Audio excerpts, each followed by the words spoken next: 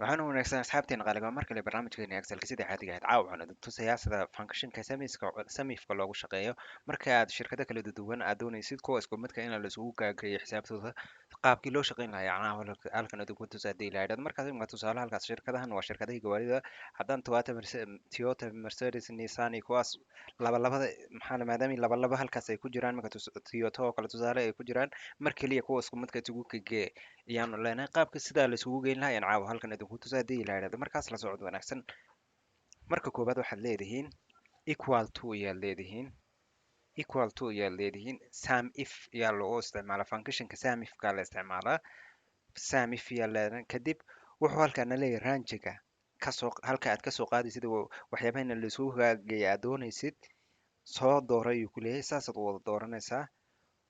kooma ayaad leedahay kriteriyaga qaadaba ku leeyahay halka waxa ina lagu soo saaro aad doonaysid halka ku shaqaynaysid yuu ku leeyahay click dheh buu ku leeyahay halkan igu shaqee baan leeyahay iska bannaan type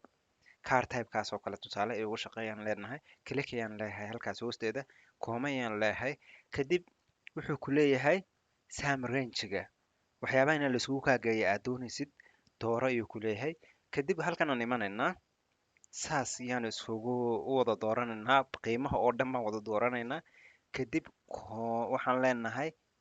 bracketkan xidhaynaa enter ayaan leenahay zero iyuu soo saaray zero muxuu soo saaray halkan maadaama waxba noo aalin iyuu zero soo saaray markaas kadib wixii inuu noo shaqeeyo aan u baahnayn ayaanu halkan kusoo qoran iminka tusaale haddaanu doonayna tiyora inaan ku qorro haddaan rabno tiyorahan halkaa ku qoranaa tiyoraha meesha yaalla oo dhan marka qiimaha waa la isku geeyo waxay noqon $1240 ayay noqonaysaa bay ka dhigan tahay sababtoo ah halkaas oo 450 halkaas oo 470 ah waa 920 tiyoro kale aan raadinaynaa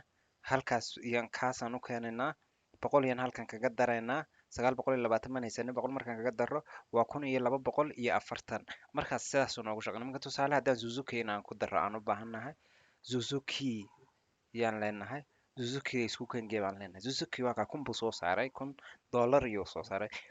Suzuki-da koowaad waa taas waa 400 Suzuki-da labaadna waa taas waa 600 markaas labada Suzuki meesha wixii Suzuki ku jiro oo dhan isugu geeyay maadaama nidhi labada Suzuki iyo isugu geeyay bay ka dhigan tahay tusaale Nissan oo kale haddaan ku qorro Nissan ayaan ku qoraynaa Nissan markaan ku qorro Nissan wax inta maadaama ka tagno ibro soo saaraya Nissan markaan ku qorro $270 ayuu soo saaray keligii iyo meesha yaal bay ka dhigan tahay waa kaalkaas 270 ku yaalo